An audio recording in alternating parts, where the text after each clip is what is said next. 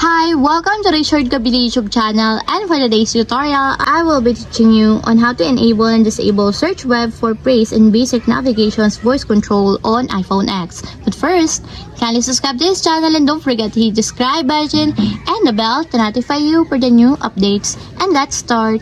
Using your iPhone X from your home screen, first go to Settings. Then in the Settings, scroll down and find the Accessibility and then tap. Then in the Accessibility, scroll down again and go to Physical and Motor section and then tap the Voice Control. Then in this part in the Voice Control, go to this section and then tap the Customize Commands. Then in the Customize Commands, tap the Basic Navigation.